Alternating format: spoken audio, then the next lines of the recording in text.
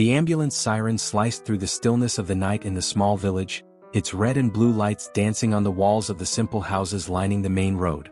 Thomas Miller, only 8 years old, watched from his bedroom window the macabre ballet of colors, his small fingers pressed against the cold glass. Something in his childlike heart already sensed that this night would change everything, even before the phone rang with the news that would shatter his world forever. That same night, miles away, Robert Thompson was finishing his daily routine with the same precision that had marked the last 20 years of his life. At 65, he found comfort in simple rituals. Putting away the gardening tools, watering his plants one last time, checking that all the doors were locked. Loneliness had become his constant companion since his wife Margaret passed away 15 years ago. His only daughter, Sarah, was the last light still shining in his life, even though she lived in the city with her husband James and young Thomas. The shrill sound of the phone broke the peace of his nightly routine. Robert felt a tightness in his chest even before answering. The late-night calls rarely brought good news. The voice on the other end was professional, methodical, but heavy with a rehearsed compassion that only doctors and police officers develop after years of communicating tragedies. "Mr. Thompson, I'm sorry to inform you, your daughter Sarah and son-in-law James Miller. Accident on the mountain road, heavy rain, they didn't survive their injuries." The words hit Robert like physical blows, each one tearing a piece of his soul away. His legs buckled and he had to lean against the wall to keep from falling. But it was the next piece of information that brought him back to reality with brutal force. Thomas was at the hospital, physically unharmed but in deep shock. Robert couldn't remember how he got to the hospital. The 20-minute drive was lost in a fog of pain and worry. The white, sterile hallways seemed endless as he followed a nurse with hurried steps. The familiar smell of the hospital, a mix of disinfectant and despair, brought back memories of when he lost Margaret to cancer and now his Sarah. He found Thomas sitting in a chair that was far too big for his small frame, in the waiting room of the pediatric ward. The boy was motionless like a wax statue, his eyes fixed on an invisible point on the wall in front of him. His clothes were still stained with mud from the road, and his brown hair, so much like Sarah's, was messy and dirty. "Thomas?" Robert called softly, kneeling in front of his grandson, ignoring the pain in his aging knees. The boy didn't respond, didn't move, didn't give any sign that he had recognized his grandfather's presence. It was at that moment that Robert realized, the trauma had stolen more than just the physical presence of Thomas's parents, it had stolen his voice as well. The days that followed were a blur of bureaucratic formalities and painful decisions. The funeral was a small, intimate event, just as Sarah would have wanted. Thomas stayed by his grandfather's side throughout the ceremony, his small hand tightly clutching Robert's, but no sound escaped his lips. Not even when the first handful of dirt fell onto the coffins, nor when the last guests said their goodbyes with hollow words of comfort. Adjusting to the new reality was a delicate and painful process. Robert's house, built decades ago when he and Margaret were newlyweds, needed to be transformed to accommodate its new resident. The guest room, which had for years only served as a storage for dusty memories, came to life again under Robert's weathered hands. For an entire week, he worked tirelessly to create a welcoming space for his grandson. He painted the walls a soft blue, like the sky on spring days, the color Sarah had loved as a child. He set up a new bed, bought with his savings, and arranged a small desk by the window that overlooked the garden. Every detail was thought out with care, every choice made with the hope of bringing some comfort to Thomas's broken heart. The doctors called Thomas's condition selective mutism, a psychological defense mechanism triggered by severe trauma. For Robert, however, that silence was much more than a clinical diagnosis. It was the sound of pain too great to be expressed in words, a pain he knew all too well. The nights were particularly challenging. Thomas often woke up from nightmares, his small body trembling in silent panic. During these times, Robert was always there, sitting on the edge of the bed, his wrinkled hands stroking his grandson's hair until the inner storm calmed. Sometimes he told stories about Sarah as a child, about how she was also afraid of the dark, about how she overcame her fears one by one. Thomas never responded, but Robert could feel his body gradually relaxing beneath the blanket, finding comfort in the shared memories. During the day, Robert established a gentle but firm routine. Breakfast was always served at the same time: scrambled eggs, toast, and a glass of milk for Thomas, black coffee and whole wheat bread for him. They shared the meal in a silence that little by little became less heavy. Robert talked about small things: the weather, the birds that visited the garden, the plants growing in his vegetable patch. He didn't expect answers, but he kept the conversation alive, like a lighthouse waiting for a ship to return to port. The afternoons were spent in the garden, the place where Robert had always found peace during the hardest times of his life. With infinite patience he began teaching Thomas the secrets of the earth. He showed him how each plant was different, how some needed more water, others more sunlight. Thomas watched him with silent attention, his wide eyes absorbing every movement, every explanation. It was in the garden that Robert saw the first sign that not everything was lost. On a particularly warm afternoon, while they were planting tomato seedlings, Thomas spontaneously reached out to grab a tool before Robert even asked. It was a small gesture but significant. It showed that the boy was present, connected even in his silence. However, as the weeks turned into months, new concerns began to weigh heavily on Robert's heart. His modest pension, which had once been enough for a simple, solitary life, now had to support 2 people. Bills piled up: clothes for Thomas, school supplies, specialist appointments. Every penny was counted and recounted, every purchase carefully considered. The prospect of Thomas returning to school brought even more anxiety. The boy's clothes, though clean and well-kept, were visibly simpler than those of his future classmates. The school supplies were bought little by little, item by item, taking advantage of promotions and discounts.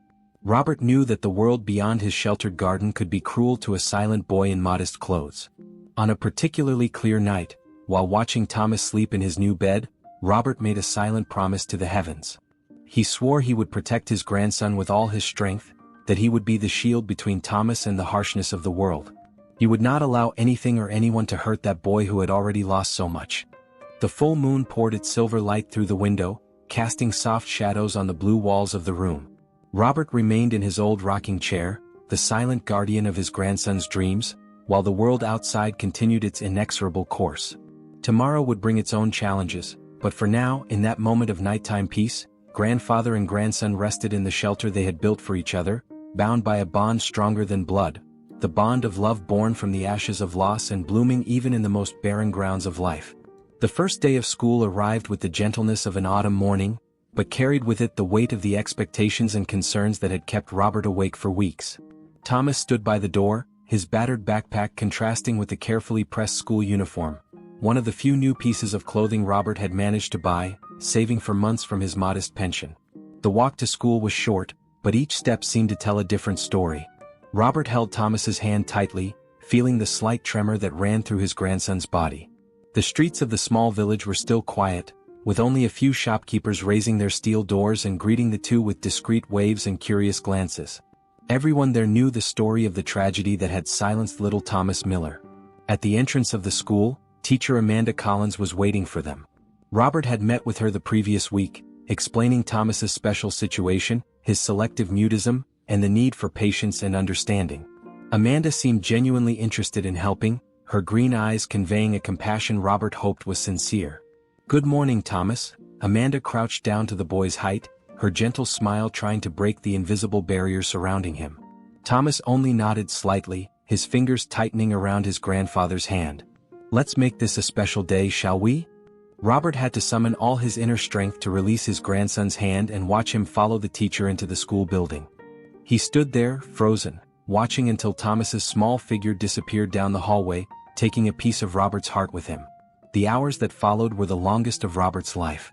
At home, he tried to occupy himself with garden chores, but his thoughts kept drifting back to Thomas.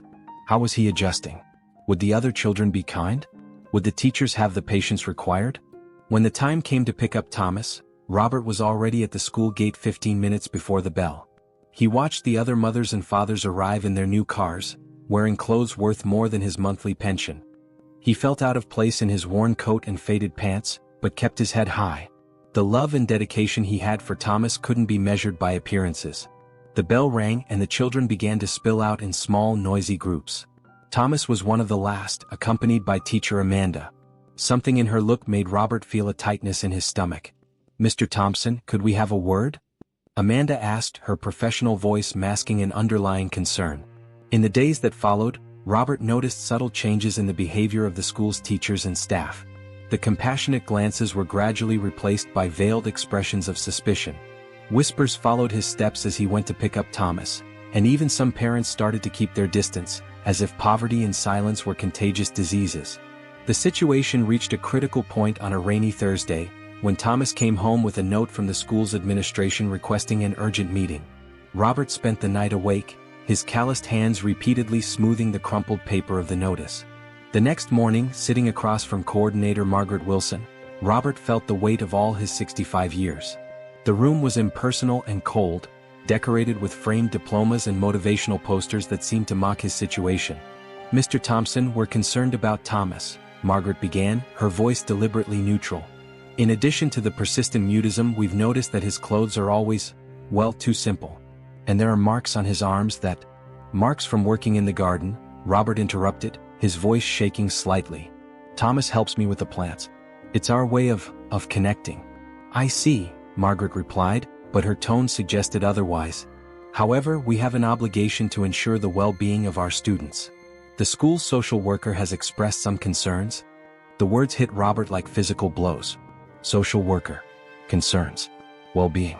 Terms that, in another time, could have meant help and support, but now sounded like veiled threats.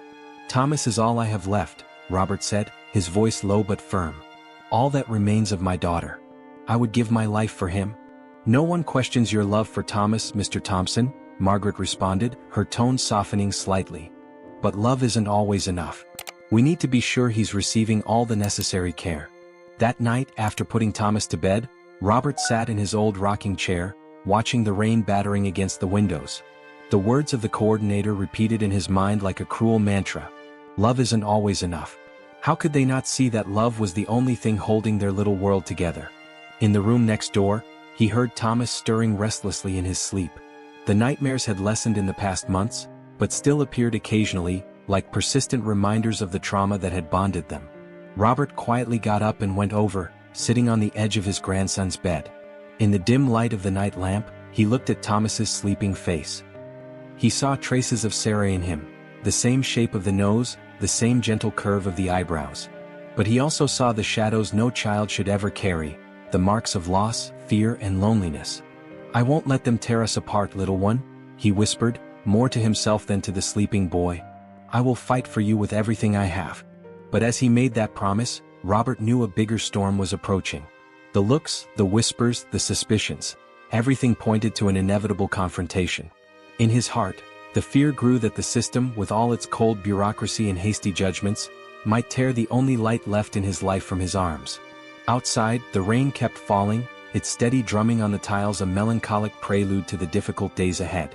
Robert remained there, a silent guardian of Thomas's sleep, his wrinkled hands gripping the bedpost as though that simple gesture could prevent the world from tearing them apart.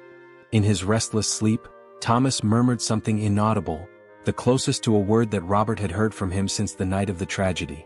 That small sound, almost imperceptible, sparked a flame of hope in his chest.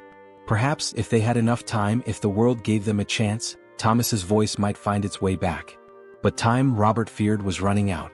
The gears of bureaucracy had already begun to turn, fueled by suspicions and prejudices.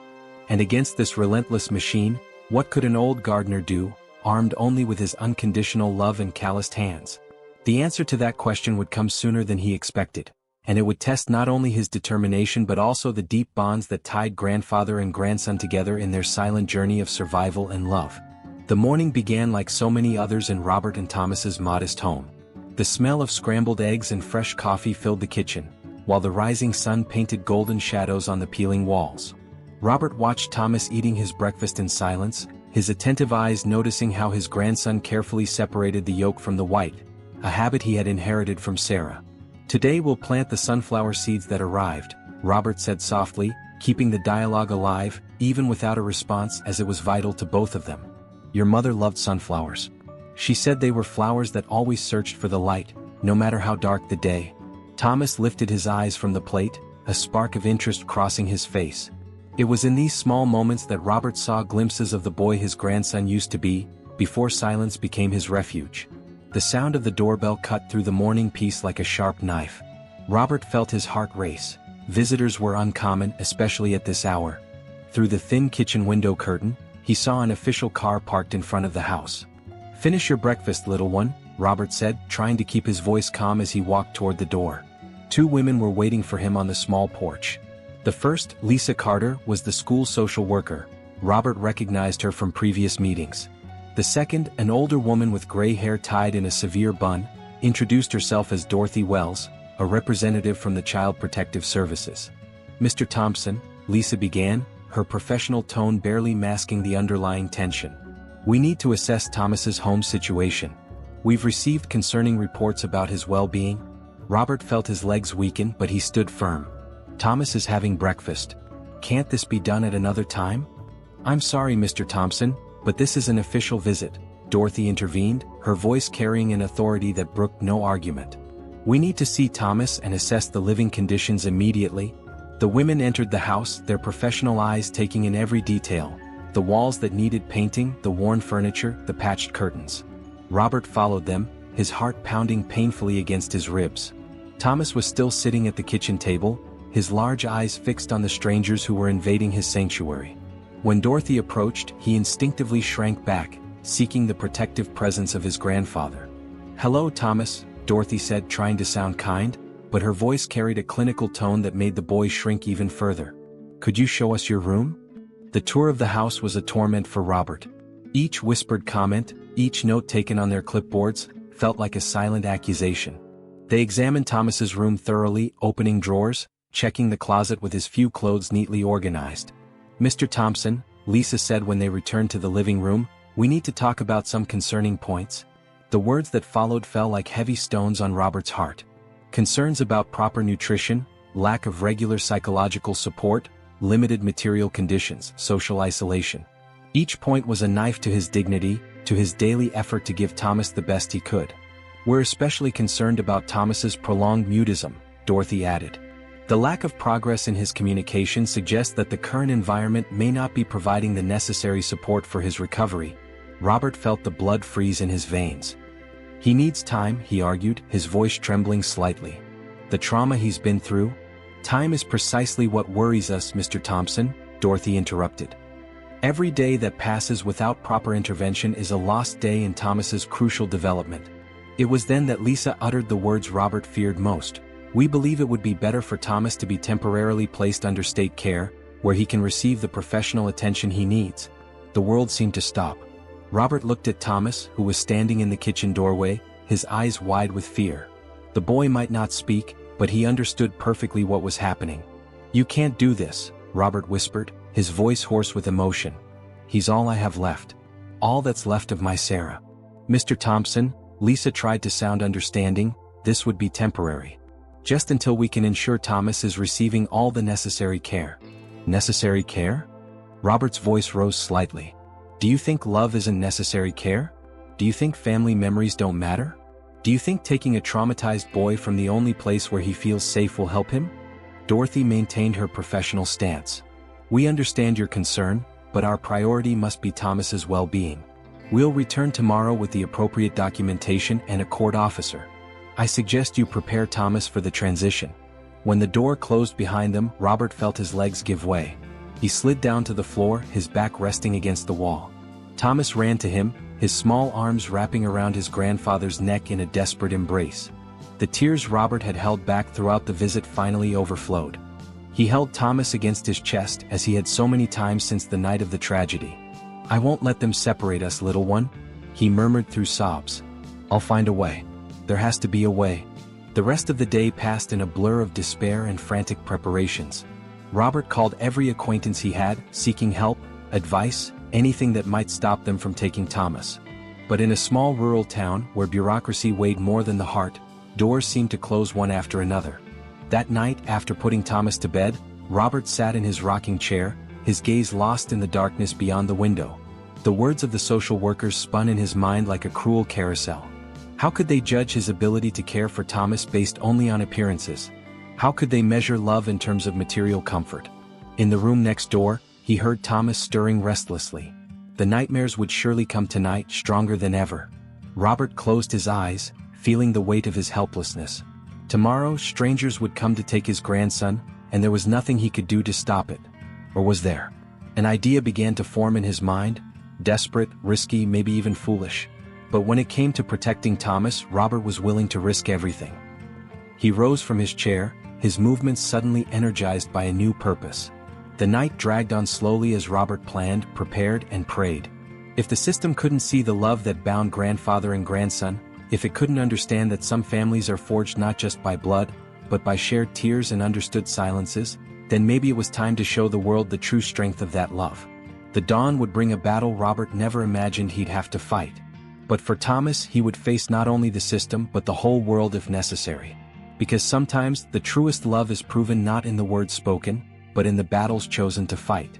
When Robert finally stopped rearranging Thomas's small suitcase, his calloused hands trembled as he folded the last t-shirt, the one with small boats sailing across a blue sea, Thomas's favorite.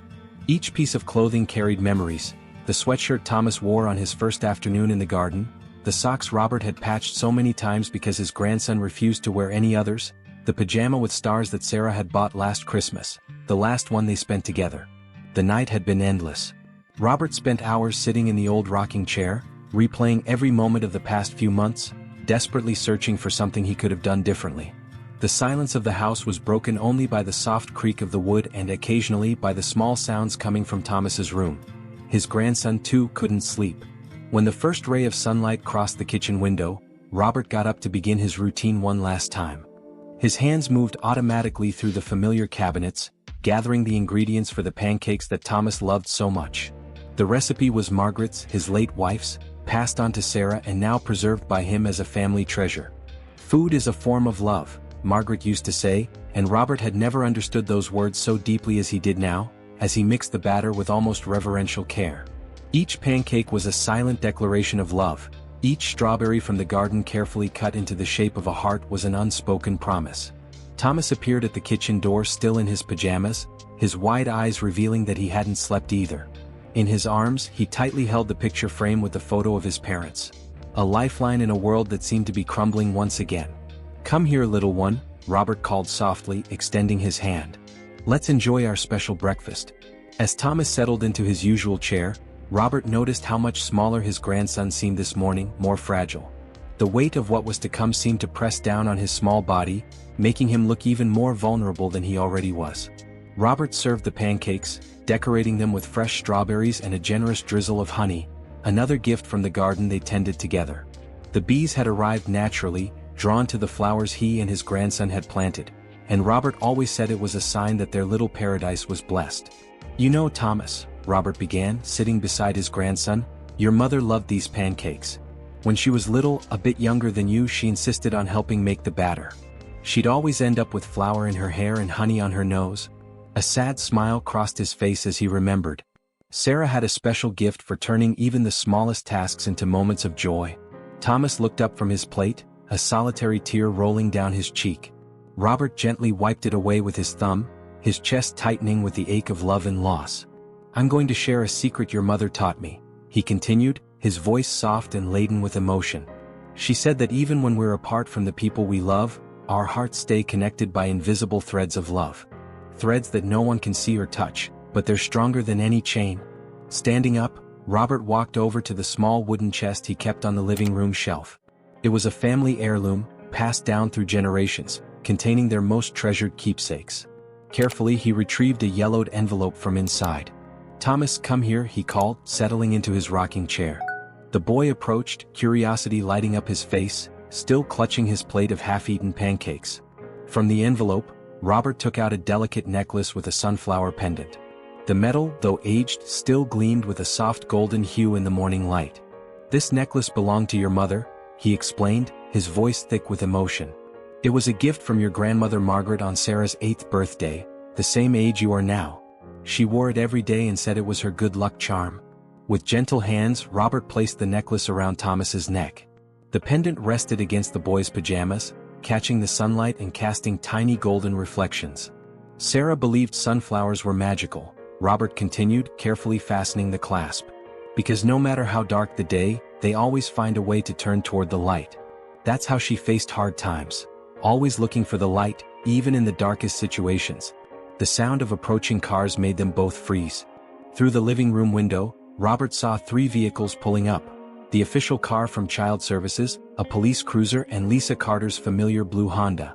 Thomas clung tightly to his grandfather, his small hands gripping Robert's shirt as if they could hold back the inevitable.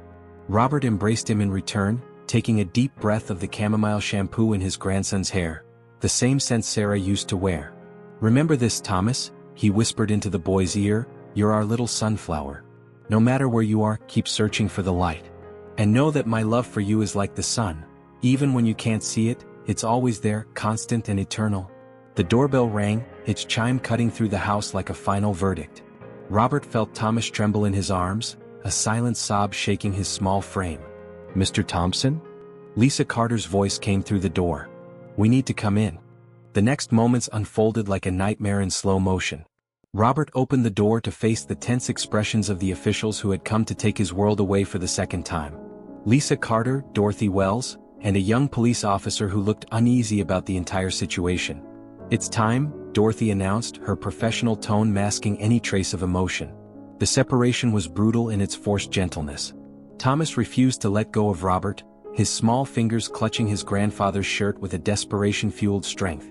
It took endless minutes of soft words and empty promises before they finally managed to separate them. Thomas's final glance as he was taken to the child services car carried a universe of pain that words could never capture. His eyes, so much like Sarah's, pleaded for a rescue Robert couldn't provide in that moment. "You'll be able to visit him at the care center after the adjustment period," Lisa offered, her words hollow in the deafening silence left in Thomas's wake. As the cars drove away, taking the light of his days with them, Robert stood frozen on the porch, his hands still tingling with the memory of their last embrace. The garden, their shared refuge, seemed to wilt before his eyes, as though even nature itself felt the pain of their separation. But as he watched the last car disappear around the bend in the road, something shifted in Robert's gaze. A fierce determination began to grow in his chest, fueled by decades of love and protected by a promise he had made, not only to Thomas but also to Sarah and Margaret. Turning back to the house, now unbearably quiet, Robert walked to the kitchen where the unfinished breakfast still sat on the table. Carefully, he picked up Thomas's plate, noticing the small fingerprints on the rim, tangible traces of his grandson's presence. In his chest, the weight of Thomas's absence threatened to crush him, but Robert knew he couldn't afford to succumb to the pain. Not now. Not when his little sunflower needed him more than ever. Because sunflowers always find the light, no matter how deep the darkness. And Robert Thompson was about to prove that a grandfather's love could illuminate even the darkest shadows of the system. The Children's Care Center was a red brick building rising against the sky like an imposing fortress, its tall windows reflecting the setting sun in shades of orange and gold. Thomas sat on the windowsill of the shared room, his small fingers gently tracing the sunflower pendant around his neck. His last tangible connection to the world he had left behind.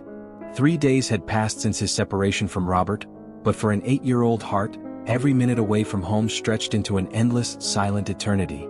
Mrs. Jenkins, a 60-year-old woman with gray hair and kind eyes marked by decades of experience with traumatized children, watched Thomas with a mixture of concern and fascination. In her 30 years devoted to the care center, something about this particular boy touched her heart in a unique way.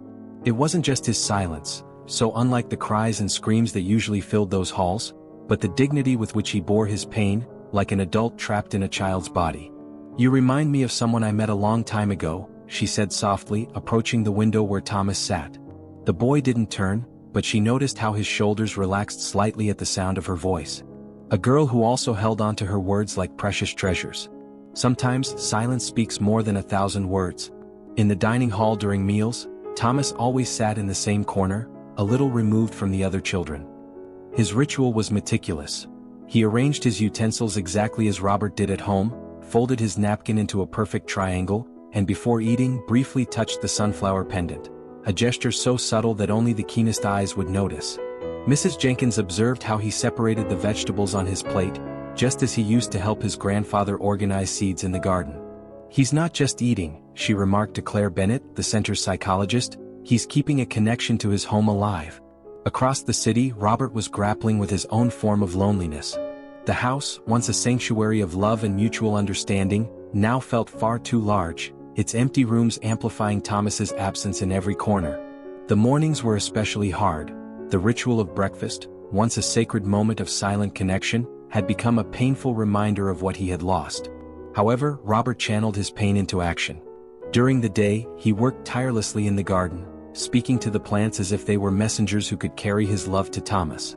At night, sitting at the kitchen table under the soft glow of an old lamp, he wrote letter after letter, to lawyers, public defenders, social workers, anyone who might help him bring his grandson back.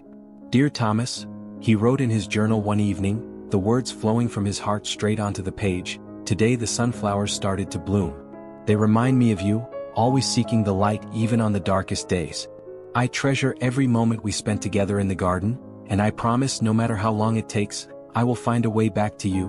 One of these letters found its way into the hands of Maria Santana, a 35-year-old public defender known for her competence and compassion.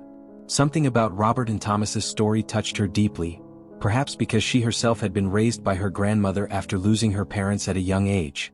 There's something here the official reports don't show, Maria said to herself, reading the letter for the third time in her small office. Robert's words, simple yet profoundly sincere, painted a picture far different from the cold, impersonal documents of the system. Maria's visit to Robert's home took place on a sunny Sunday. She found not the frail, incapable elderly man described in the reports, but a man whose strength was rooted in love, a love so tangible it could be seen in every detail of the house, from the carefully mended curtains to the meticulously tended garden. "Tell me about Thomas," Maria said, accepting a cup of chamomile tea, grown in the very garden surrounding them. "Not what's in the reports, but who he really is." Robert took her on a tour of the garden as he spoke. He showed her the sunflower bed he and Thomas had planted together, the medicinal herbs they used to make teas on cold evenings, the small wooden bench where they would sit to watch the sunset. "Thomas doesn't speak with words," Robert explained, his voice heavy with restrained emotion, "but he communicates in 1,000 other ways. It's in the small gestures, like how he always places a cup of tea on my table when he notices I'm tired, or how he organizes the garden tools exactly as I taught him." Maria listened intently, reading between the lines to uncover a story of love that transcended the typical relationship between grandfather and grandson. She saw in Robert's calloused hands the evidence of years of dedicated work, in the well-tended garden a testament to a home built with care, and in the carefully framed photos on the walls the story of a family that refused to be broken. Meanwhile, at the care center, Thomas was finding his own way to resist. During sessions with Dr. Claire, he began expressing himself through drawings. At first, they were simple sketches, a house, a garden, a gray-haired man among flowers. But soon, the drawings grew more intricate, telling stories his words could not convey. "Look at this," Dr. Claire showed Mrs. Jenkins one of Thomas's latest drawings, a solitary sunflower growing through cracks in the concrete, its golden petals reaching toward a sun partially obscured. "There's so much hope in this drawing, so much resilience." At night, when he thought no one was watching, Thomas would sit on his bed and gaze out the window, searching for the same moon he knew his grandfather would also be looking at. Clutching the sunflower pendant, he moved his lips in a silent prayer, a private conversation with the universe asking to go home. Mrs. Jenkins, a silent witness to these moments, began questioning her own convictions about the case. In a private conversation with Dr. Claire, she voiced her concerns. "In all my years working here, I've learned to recognize when a child needs protection from their family. But with Thomas, I have this feeling that we're protecting him from the wrong person." Maria Santana spent the following weeks meticulously building her case.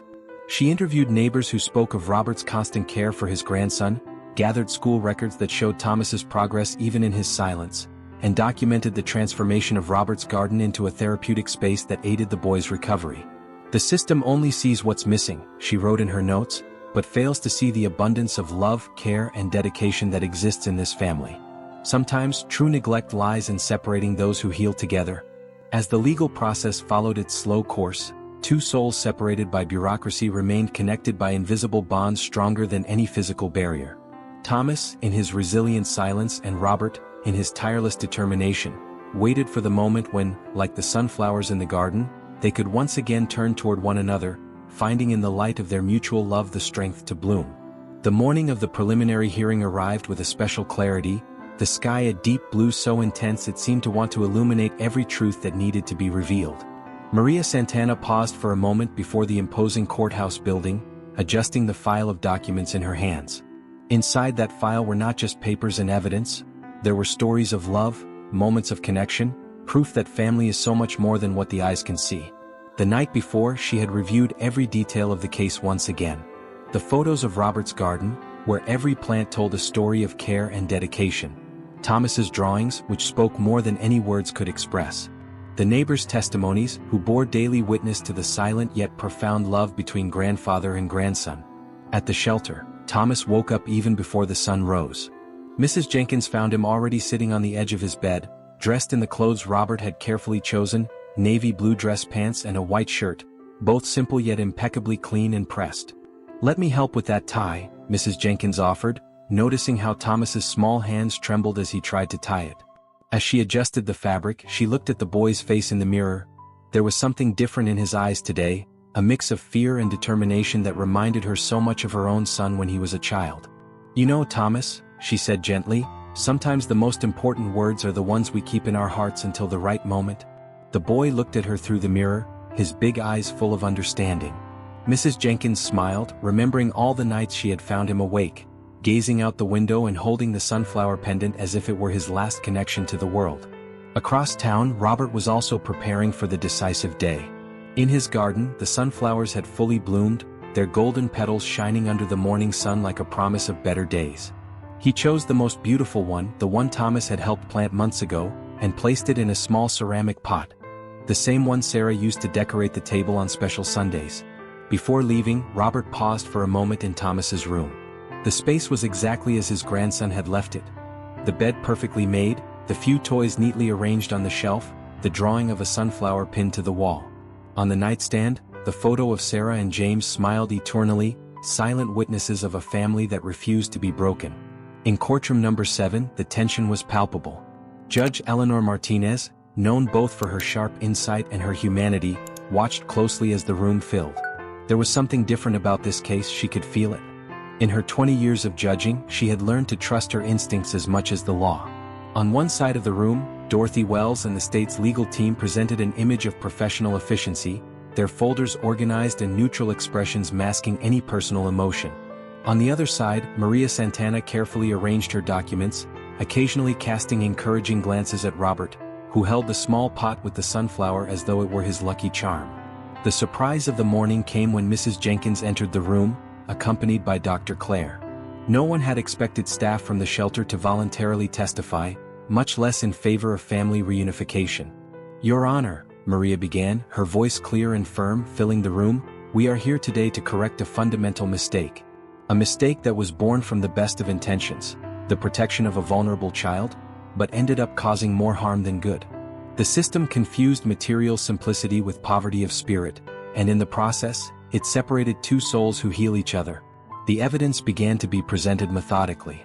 Dr. Clare showed Thomas's drawings, explaining how each stroke revealed not just artistic talent, but a deep emotional connection to his home and his grandfather.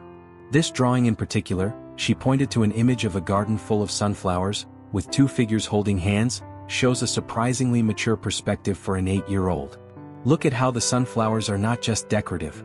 They form a protective circle around the figures, symbolizing the safe and nurturing environment Thomas associates with his home and his grandfather."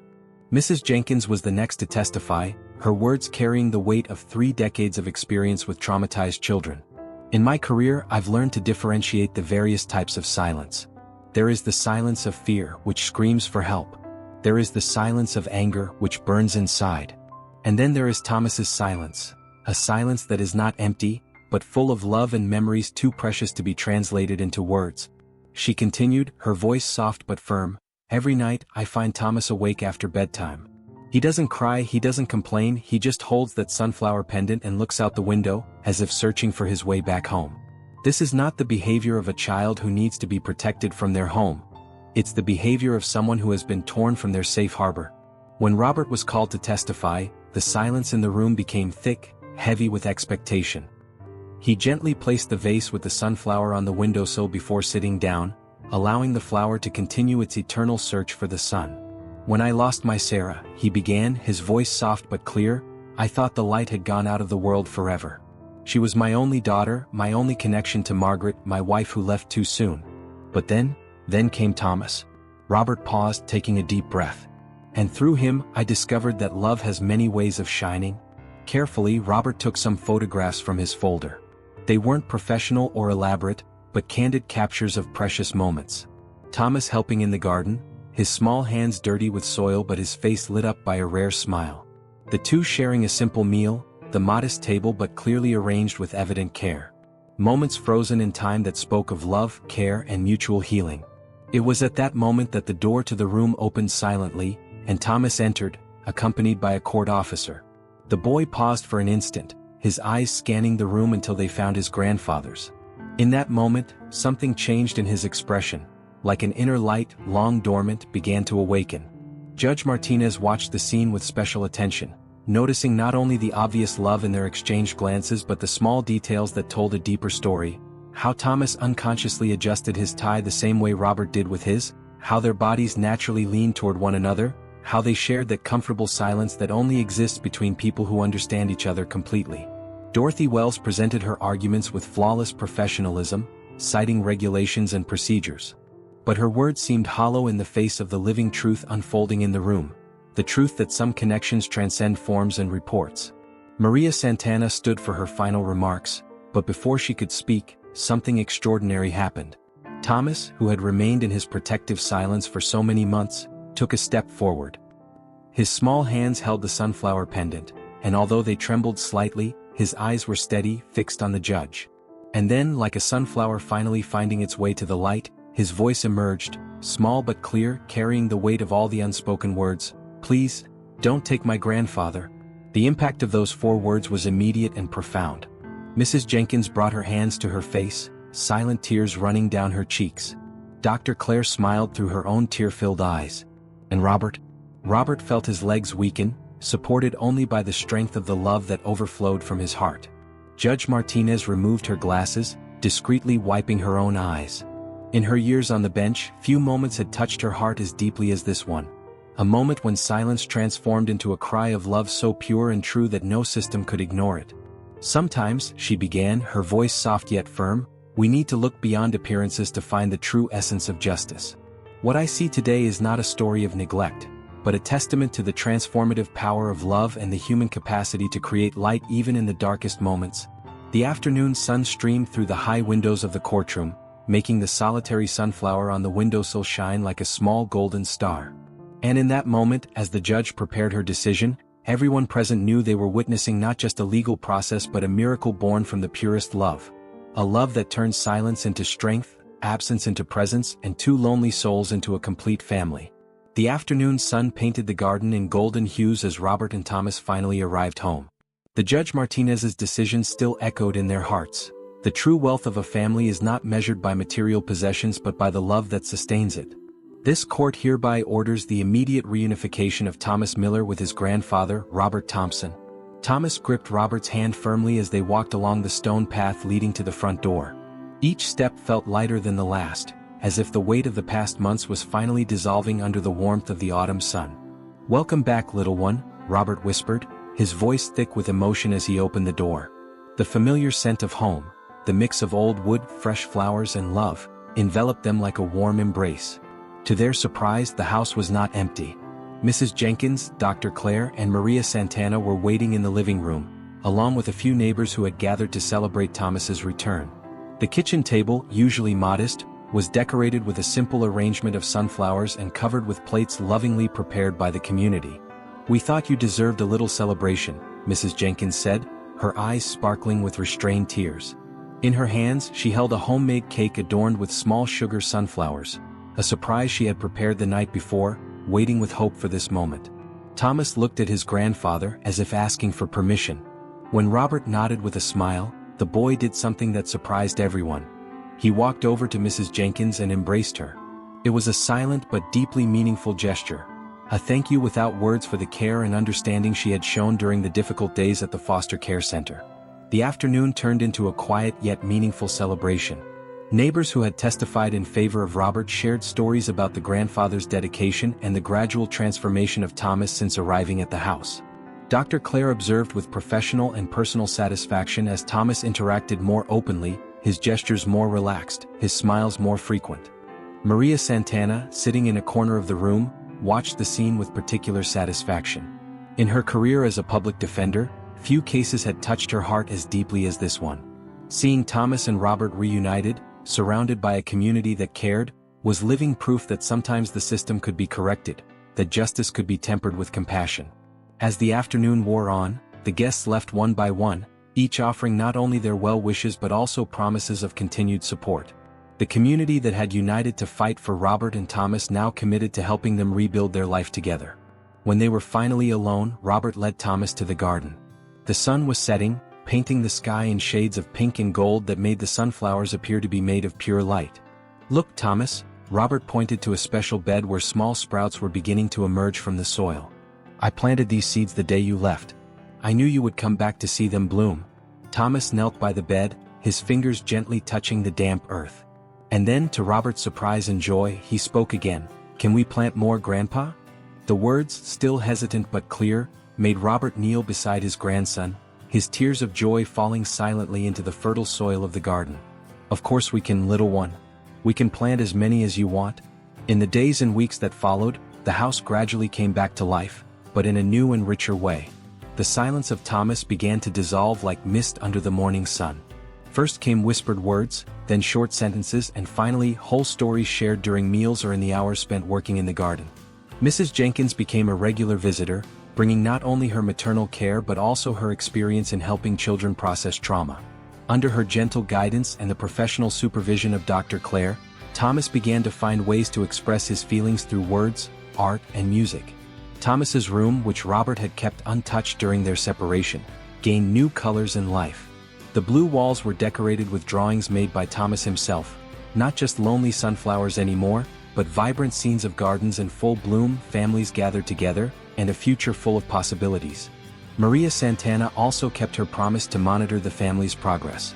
Her regular visits brought not only legal support but also a genuine friendship that extended far beyond professional obligations. She helped Robert navigate the system to ensure that Thomas received all the necessary support, from psychological counseling to educational assistance. On a particularly significant afternoon, Thomas asked to visit the grave of his parents. Robert, though apprehensive, knew this was an important step in his grandson's healing process.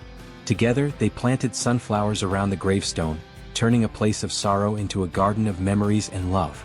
"Mama and Papa would be happy to see our garden," Thomas said softly as they watered the newly planted sprouts. "They always loved flowers." Robert embraced his grandson, feeling his heart overflow with love and gratitude. "Yes, little one. And wherever they are, they're proud to see how strong and brave you're growing, like a true sunflower." As the seasons changed, Robert and Thomas's garden continued to bloom, each new flower a testament to the love that had survived the storm. The sunflowers, true to their nature, kept turning toward the sun, just as grandfather and grandson had learned to find light, even on the darkest days. Robert and Thomas's story became a local legend, a reminder that true love cannot be measured by material standards, and that sometimes the strongest families are those forged through adversity and brought together by the power of hope. And so, in their modest yet love-filled home, grandfather and grandson continued their journey together. The silence that once stood as a wall between Thomas and the world had now transformed into a garden of words, growing and blooming with each new day. Because in the end, they discovered that love, like the sunflowers they nurtured so tenderly, always finds a way to grow, no matter how difficult the circumstances.